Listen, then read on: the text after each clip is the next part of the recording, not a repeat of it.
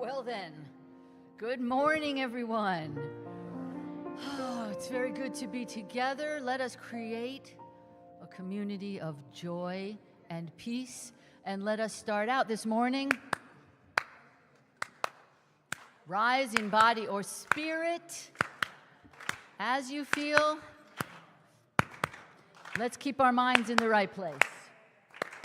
I woke up this morning with my mind stayed on freedom. Woke up this morning with my mind stayed on freedom. Woke up this morning with my mind stayed on freedom. Hallelujah, hallelujah, hallelujah. I was walking and talking with my mind stayed on freedom. Walking and talking with my mind stayed on freedom. Walking and talking with my mind stayed on freedom. Hallelujah, hallelujah, hallelujah. Oh, woke up morning with my mind stayed on freedom. I woke up this morning with my mind stayed on freedom. Woke up this morning with my mind stayed on freedom. Hallelujah, hallelujah, hallelujah.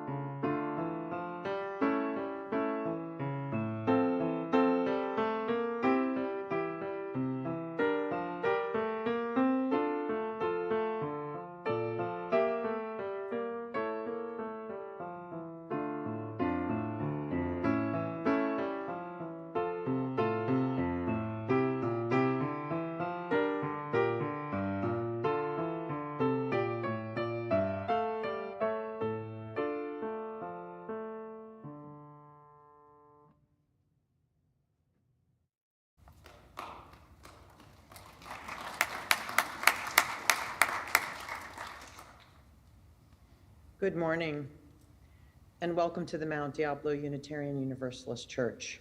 I'm the Reverend Leslie Takahashi, and my pronouns are she and her. And I just want to say that I am wanting to welcome you to our sanctuary this morning, whether you're here with us or online.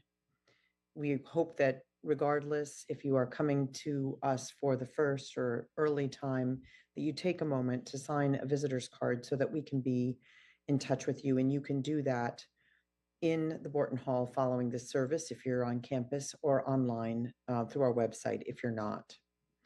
I am sending you this greeting from the General Assembly of Unitarian Universalist Congregations, which is held annually, and this year is in Baltimore, Maryland. We are gathered here considering the implications of these times as people of faith with the theme, Meet the Moment. And as we begin this service today, I wanted to take a moment as our world is poised on this difficult edge to hold all of us together. Last night, the Unitarian Universalist Association issued a statement. In it, they say, "We condemn the U.S. military involvement in the expanding conflict between Israel and Iran.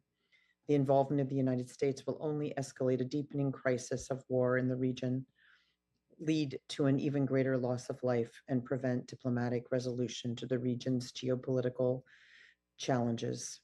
This action by the US government represents a moral failure, and Unitarian Universalists are compelled through our religious beliefs to speak out against it." In a 2010 statement of conscience on creating peace, we expressed that we repudiate aggressive and preventative to wars, the disproportionate use of force, covert wars, and targeting that includes a high risk to civilians. We renew our opposition to attacking Iran in the wake of this action, and we as Unitarian Universalists will continue to work for a world where our shared values of pluralism and interdependence are realized, and where the inherent worth and dignity of all people is recognized. So in light of this, I want to encourage all of us to reach out to one another, to be with one another, to attend activities to nurture our spirit, such as this service that we are so grateful is being conducted by our guest today, Ronnie Boyd. I hope you will also consider coming to the solstice service and to gathering in that manner as well. Welcome to this beloved community.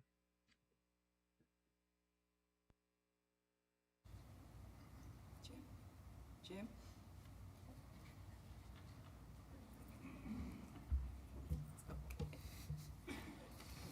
Good morning, everybody. I'm Jim Lincoln, a member of your Board of Trustees.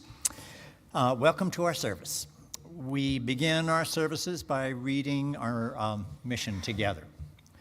We bring to life our Unitarian, Universalist values as we seek truth and work for justice, nurture compassion and courage, reach out to each other and to our larger community of faith, bridge the divisions that wound the human family, transform ourselves and our world. It may not have escaped your attention that we are almost done with this church year, which ends at the end of June.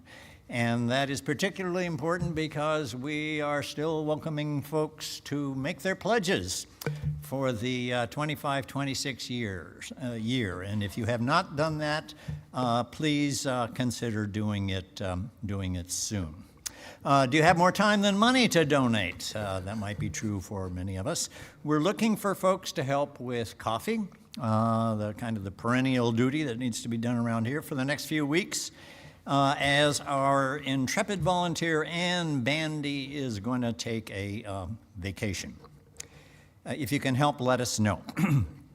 And also, just in general, if you'd like to volunteer, see the just-in-time column in the newsletter that's sent out every week by email, as well as a hard copy form for other ways you can help out. Now, this is a special Sunday. This is the kickoff Sunday for sign-ups for the summer community circles. If you're interested in joining a community circle this summer, you can sign up at a table in Borton Hall. It is also possible to sign up online if you go to the church website. And welcome. It is good to be together.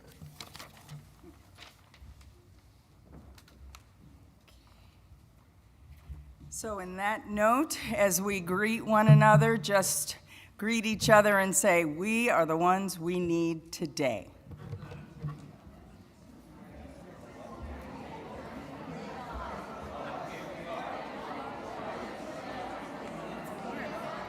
Yeah, I know.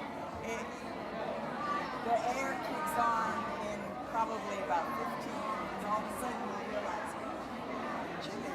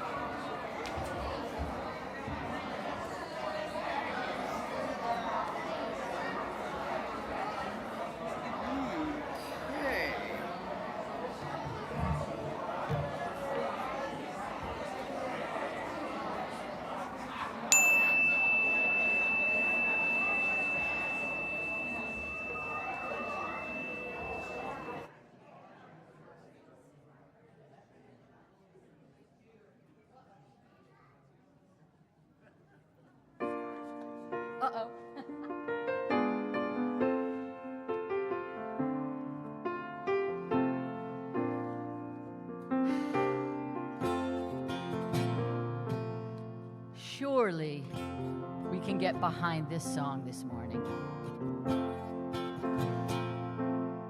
There is more love somewhere.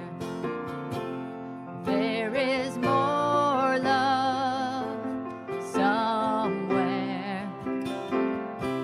And I'm gonna keep on till I find it. There is more love somewhere. There is more peace somewhere. There is more peace somewhere. I'm gonna keep on till I find it. There is more peace somewhere.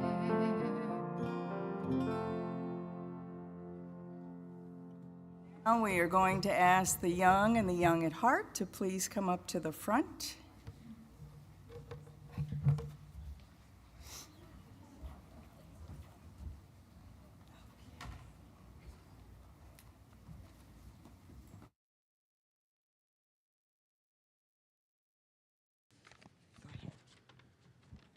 Do you want to?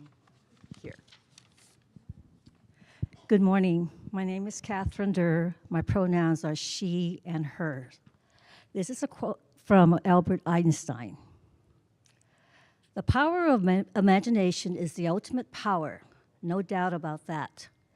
While power defines all we currently know and understand, imagination points to all that we might yet discover and create. Imagination is more important than knowledge. Your imagination is your preview of life's coming attractions.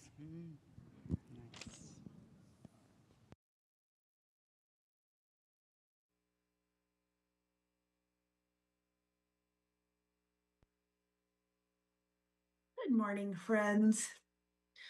You know, a lot of scary, big things have been happening in the world and in our country, especially for our transgender and non-binary siblings and friends. And so today, I want to read a story to remind us that everybody should always feel safe and free to be exactly who they are. So we're going to read a book called Not He or She, I'm Me. Let's get started.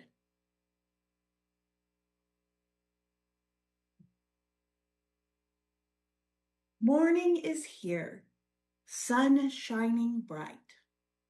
Not he or she, I'm me. Choosing my clothes, dots, stripes, or stars. Not her or him, I'm them. Brushing my teeth, combing my hair. Not he or she, I'm me. Run down the stairs, hop, leap, and land. It's breakfast time, let's eat. Sipping my juice, crunching my toast.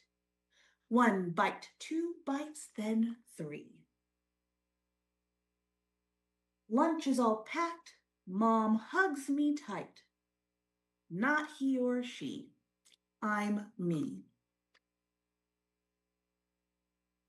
2 to a seat, bumping along. We laugh and sing our songs. All day at school, books, blocks, and art.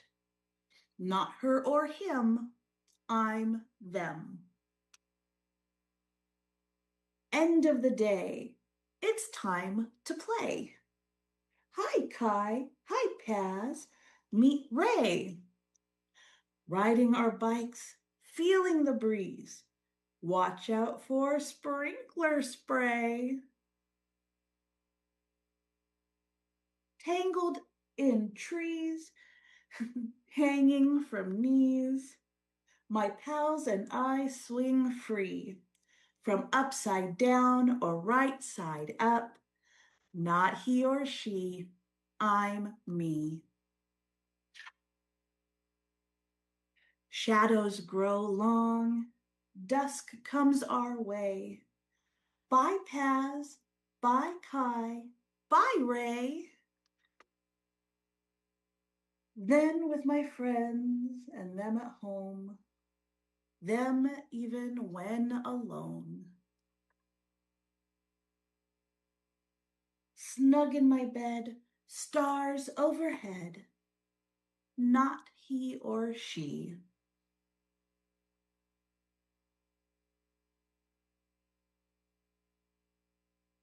Just me.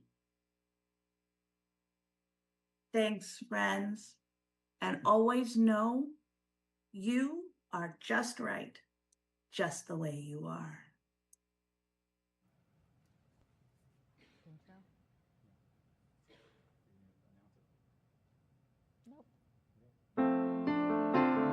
Let's sing the children out to Ari, to their classes. As you go, may joy surround you. As you go in peace. Know our love is with you always. As you go, as you go.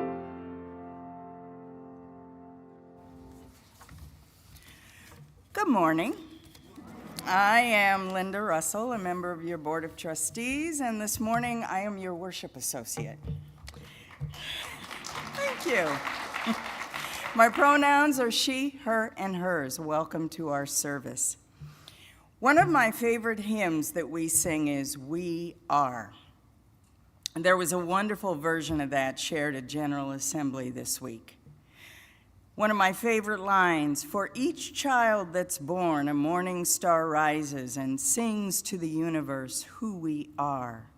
We are our grandmother's prayers and our grandfather's dreamings. This is a reminder for us to honor that which we have received from those who came before us, with whom we share blood, either as a direct descendant or through collective lineage. Picture it. During the Cold War, my father went into the military as a communications person on the military radio. He wanted to learn Spanish or French in the Air Force language training program, but due to unofficial segregation, they kept saying the classes were full. Daddy was all about perseverance, particularly around educational opportunities, so he decided, well, the Russian classes aren't full. He learned Russian. And then he was stationed in Germany, so he learned German. My sister says she thinks that they were almost mathematical in their configuration, which was Daddy's wheelhouse. There were many who thought he was crazy and unrealistic. The military underestimated him, and so did many in his community and in his family. But for all his left-sided thinking, he always had an imagination that wouldn't quit. And he was not going to let others dictate what he could and could not learn. To this day, when I toast someone, I often start with Nastrovia. In the 1950s, my mother was in her early 20s when she decided she wanted to work at the telephone company in Des Moines, Iowa. Concerned friends and family told her she was setting herself up for disappointment. Again, given the times, many in the community and some of her family thought this as well. Even though Mom knew getting a job at the phone company would make her the first black to be hired, her attitude was, I have nothing to lose. If they say no, a lot of people are already expecting that. But I deserve to at least be able to try for it. She was thrilled when a telegram was delivered to her. Telegrams, I don't know if a lot of people remember telegrams. That's how they brought you sometimes challenging news, but also good news at the time. And a telegram was delivered to her telling her she had the job. A little while later, one of her sisters was the first black person to be hired into a very new local business, IBM. She too had been told that her hiring was unlikely. I think my aunt retired like 45 years later, but she got the job. Listening to other people's expectations of your limitations makes your world smaller. When I left New York in 1986 and moved to California, I was packing my bachelor's degree in psychology, but I wasn't really sure where I was headed. I was just pointing myself in the direction of a new life. Sometimes I lead with a plan, sometimes I lead with hope. But I always carry my intention for growth. When I am asked what kind of person I am, glass half empty, glass half full, I always say I'm a three-quarter full kind of person. I just leave that last quarter and sometimes a little less for the unexpected. Unitarian Universalism was an unexpected gift in my life. I knew nothing about UU other than the fact that my parents had taken me a couple of times to a Unitarian church when I was young. I always found it interesting that my atheist father and my very faithful Baptist-raised mother could end up in the same church and like the services.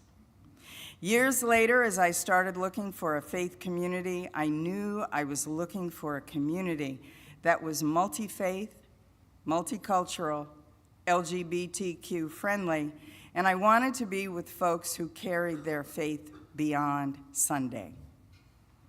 Sometimes imagining is not having specifics in mind, just a general thought, perhaps a big thought, or perhaps a flash in your mind. Call it a plan, call it intention, then watch to see what shows up and let yourself be taken in by wonder. As a delegate for GA these last couple of days, I've seen a lot of Zoom backgrounds, but one of my favorites I saw yesterday. Don't think outside the box. Think as if there is no box. Don't you love that? I love that. I'm very excited to hear Ronnie's message today because we are living in a time that calls for us to bring our imagination into so many different areas of our lives. Come, let us worship together.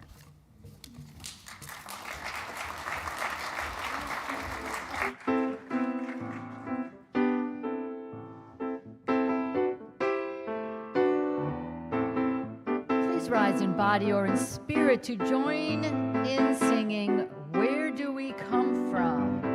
So, if you've sung this song before, you'll know that there are 4 distinct parts. We're going to sing them all through twice, and then the last go-round, you're going to pick the part that speaks to you the most. But here's where we start. This is so complicated for you. Where do we come from? What are we? Where are we going? Where do we come from? What are we? Where are we going? Where do we come from? Where do we come from? Mystery, mystery, life is a riddle and a mystery. Mystery, mystery, life is a riddle and a mystery. Where we come from, where are we going? Where do we come from? Where are we going? Pick one, go! Where are going. Mystery, mystery. Life is a riddle and a mystery. Where do we come from? Where do we come from?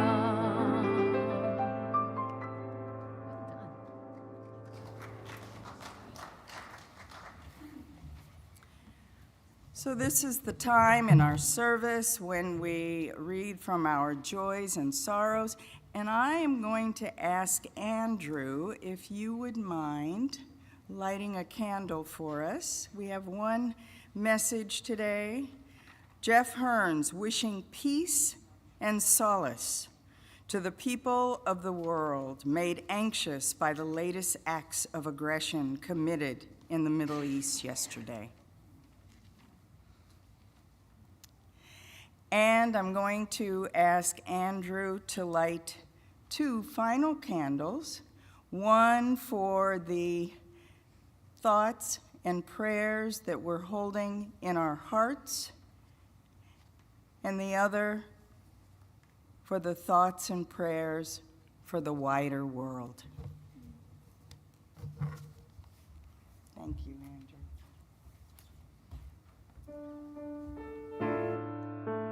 Please remain seated for our meditation hymn. 3 parts to this. May I be filled, may you be filled, may we be filled.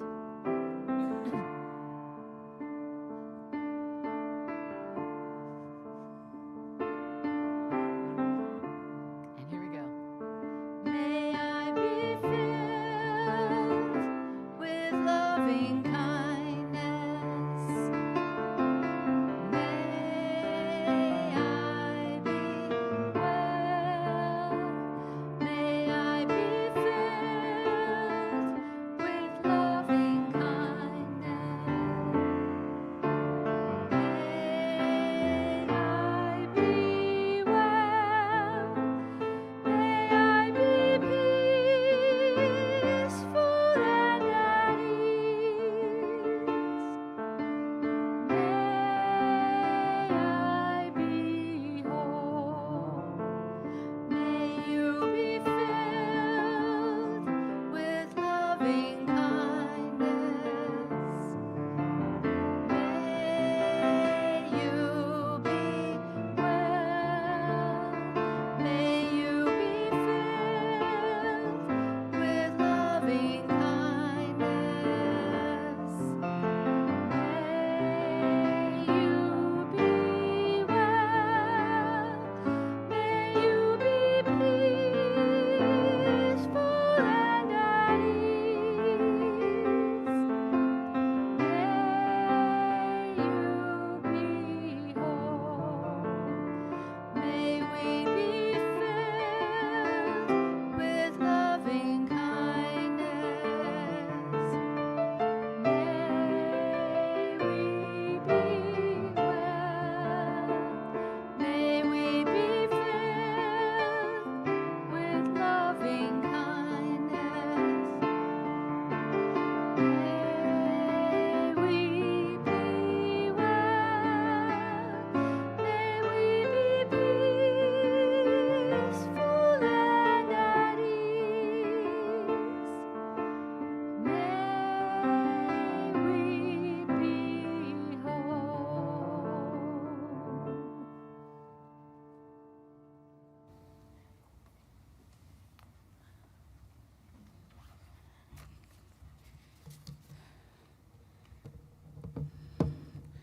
So I wanted to lead us all in a brief prayer.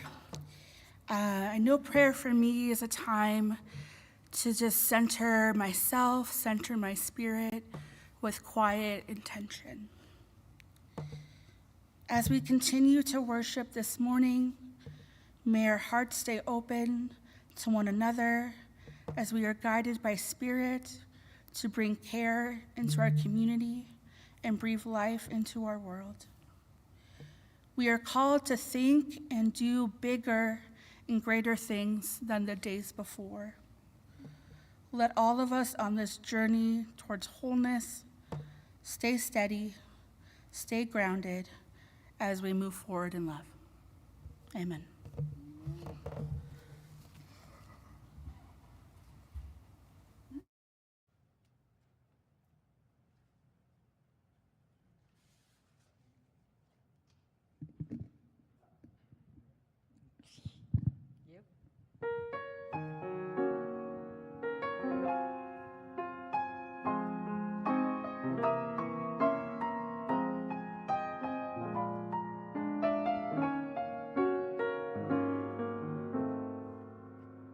Come with me, and you'll be in a world of pure imagination.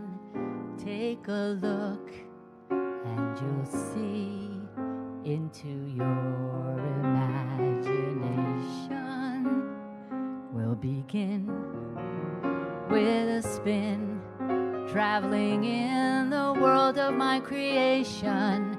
What we'll see will defy explanation.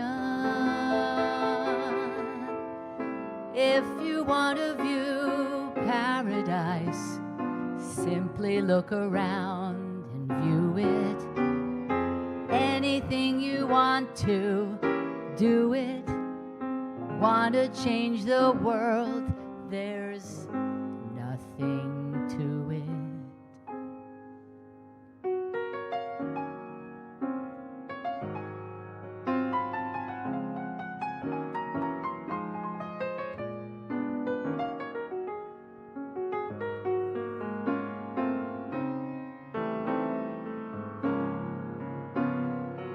If you want to view paradise, simply look around and view it. Anything you want to, do it. Want to change the world, there's nothing to it. There is no life I know to compare with pure imagination.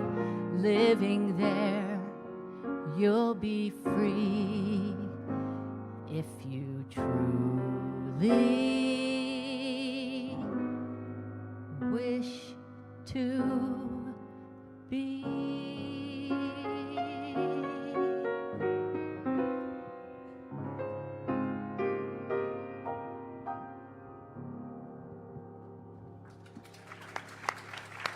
How about Brett Carson? Brett?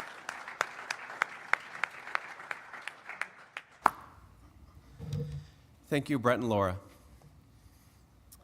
for totally changing the vibe of what I was going to do for the call for the offering. Anything you want to do it. My name is Kevin Shea. My pronouns are he and him. When I woke up this morning, nay, when I woke up this week, no, when I woke up these last 4 months, that have felt like 4 years, I wondered, how are we going to get through? How am I going to get through? I do not feel well. I do not feel whole. The world doesn't feel very peaceful or at ease. That is some of the lyrics that we sang today. And then we got this beautiful piece about imagination. And I said, wow, I am so glad I am here at church today. And I bet you are too. Whether you're here or you're listening at home or in the car or on your trip, wherever and whenever that may be. For this world needs more loving kindness.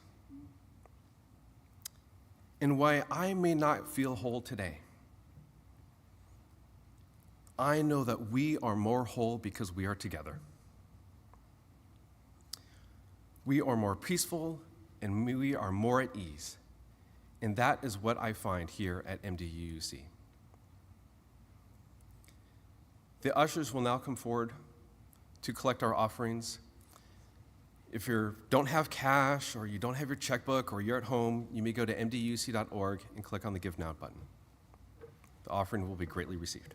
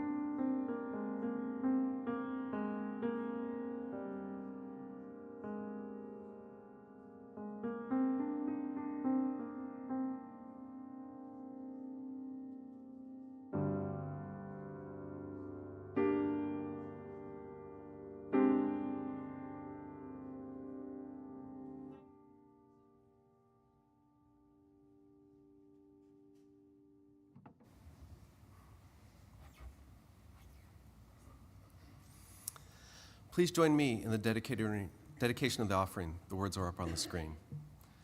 To the work of this community in transforming ourselves and our world, we dedicate ourselves and our offerings.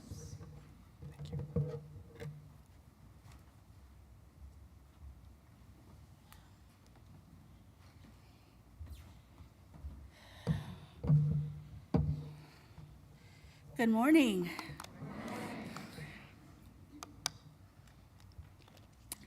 So the lovely Linda reminded me that I should probably introduce myself.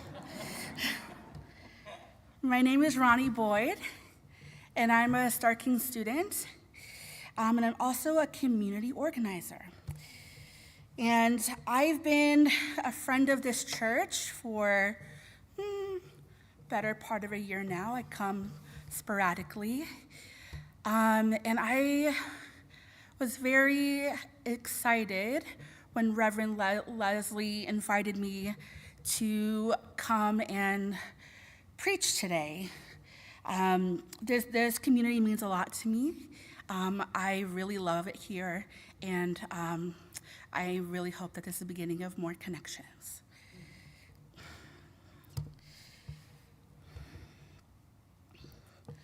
So for the last couple of weeks, I've been taking a break from consuming the news.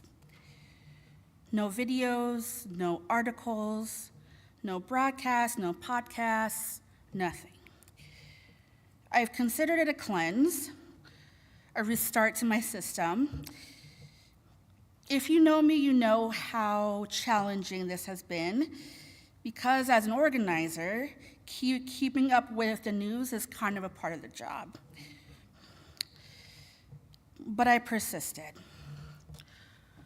Before my disengagement, I was deeply rattled by what I feel is a disintegration of decency spreading throughout the country.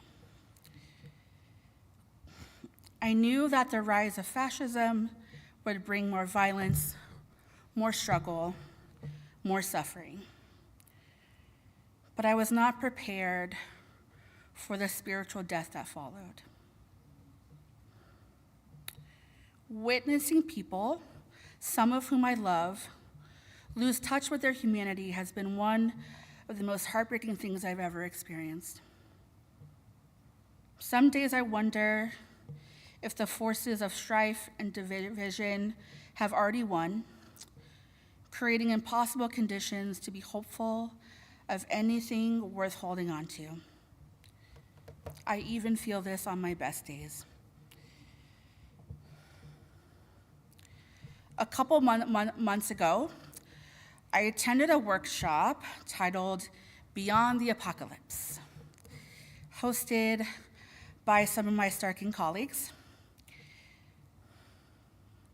The facilitator asked the group of UUs about how do we understand the world coming to an end? How are we processing the changes in the socio-political and ecological climate of our world? They asked, how has the world ended for us, and what might we learn from this experience? As I sat there pondering this deeply existential question, without much caffeine or chocolate to help me through it, I was reminded of a poem by Naria Wahid, where in it she writes,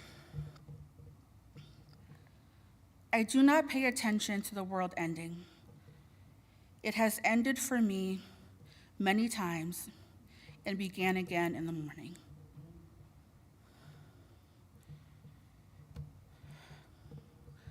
The conversation eventually shifted to a discussion of why so many of us feeling like the world is ending.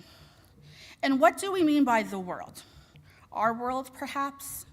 What we've always known in our lives as normal and steady? The world we can rely on that grounds us?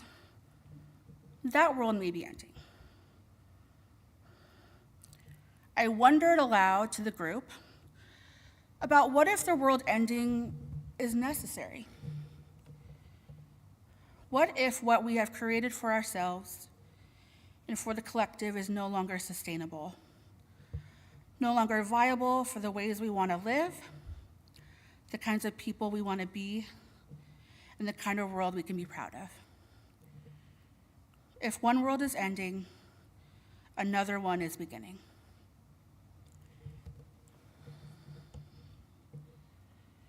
Yes, we are living through a polycrisis. This is true. We are in tumultuous times where you know the events of today and tomorrow are probably going to land in a history book or two. And that's more than challenging to navigate and accept. However, in times like these, where it seems despair is one trip to the ER, one past due notice, one argument with a friend away from engulfing us, because of this, it is imperative to keep imagining something better.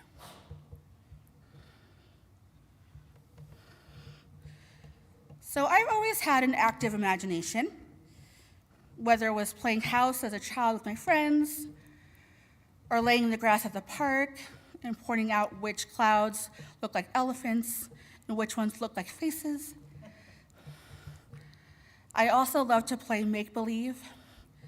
I believe my finest acting was done when I made my dolls fall in love. In my imagination, anything was possible, even things that defy the laws of physics.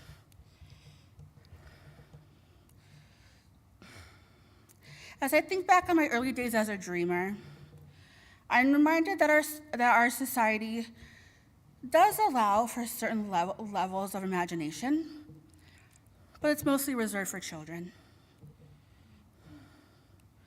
We don't seem to afford the same type of playfulness for adults, and I think we're doing ourselves a disservice.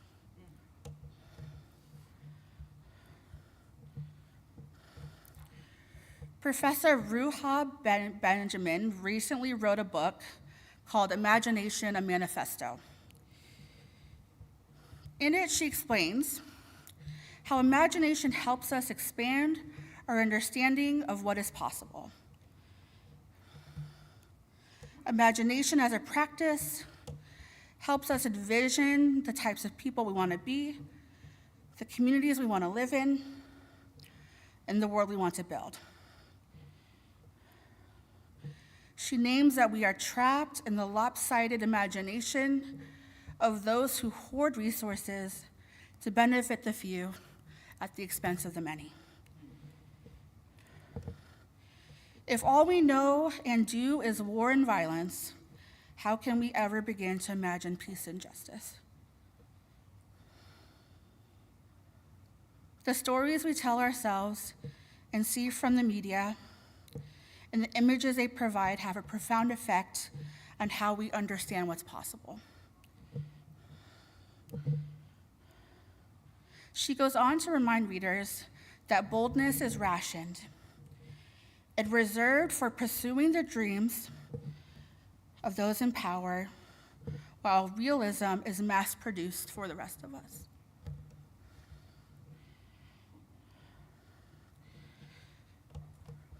I fear what will happen to us if we stop dreaming. Manifesting a future based on what we really want, like what we truly want in our hearts, minds, and souls, no matter how silly or naive you may think you sound, rather than going for what is realistic, which in this context is a watered down part of what you actually want, is the only way out of this.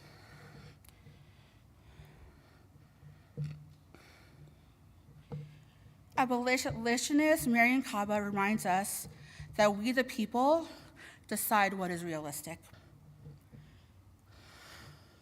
We are the leaders of our dreams. If we want universal health care, then let's do it. If we want paid family leave, then let's do it. If we want UUs, where we are all truly welcome, then let's do it. Imagination is a way to unearth our true desires as a move toward radical change.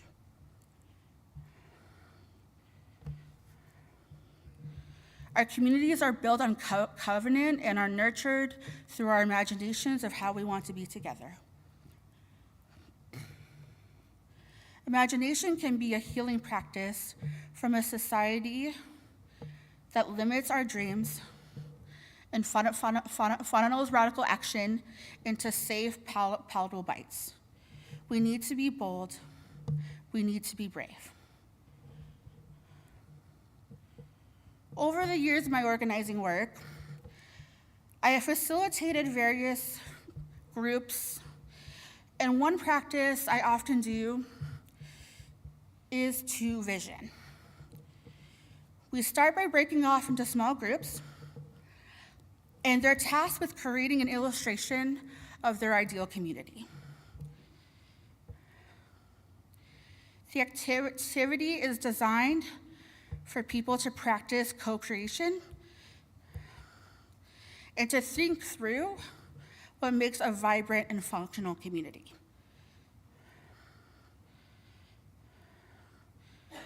The answers are different every time, but one of the common things I hear is hospitals, roads, schools, housing, grocery stores, playgrounds, green spaces, clean water, and houses of worship.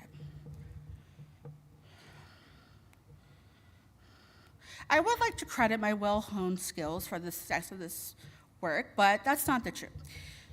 I think people want more creative control over their communities, and this is an outlet to express that.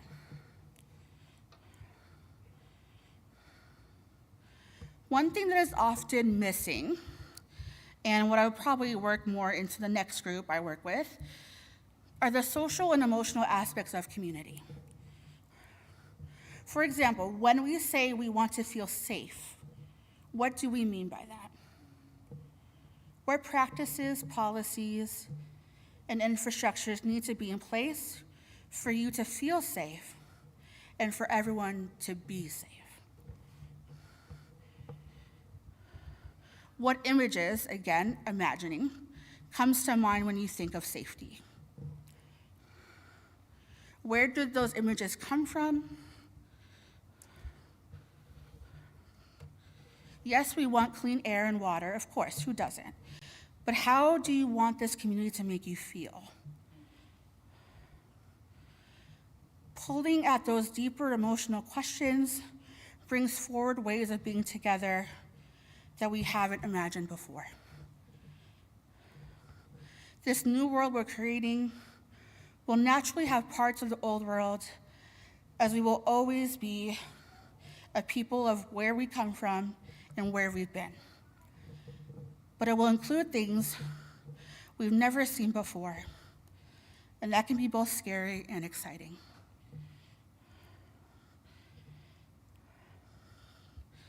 So last night, one of my dear friends gifted me a ticket to see one of my favorite folk artists, Rhiannon Giddens. She was in town in Berkeley. And I have to say, I felt like the universe was conspiring in my favor because the performance was absolutely life-giving.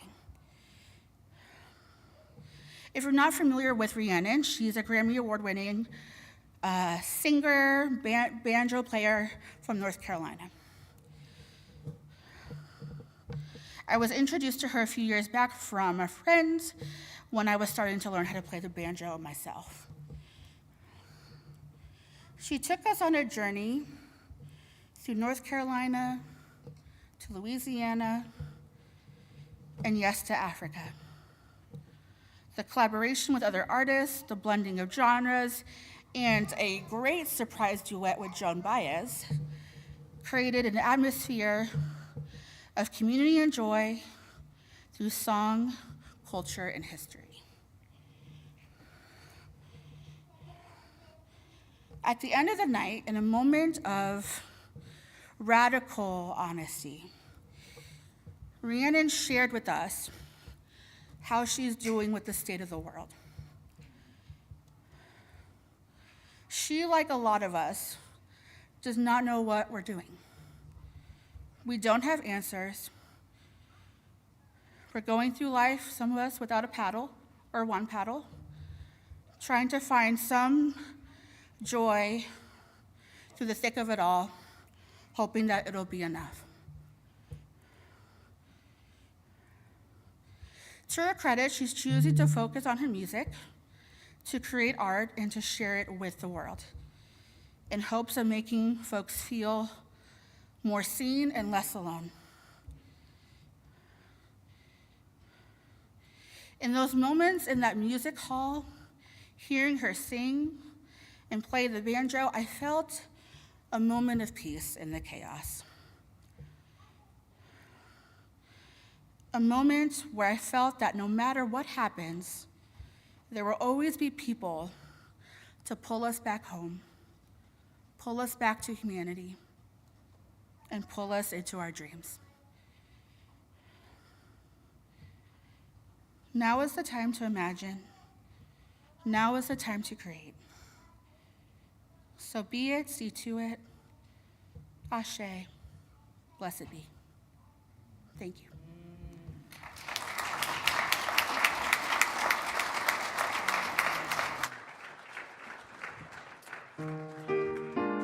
Please rise in body or spirit, and in the spirit to join in the singing, We Would Be One. Unitarian minister Samuel Wright composed these words, set to Sibelius's Freedom Hymn, Finlandia, for the 1954 conference at which Universalist and Unitarian youth merged to form a single group 17 years before their parent denominations joined them. Right on to the youth.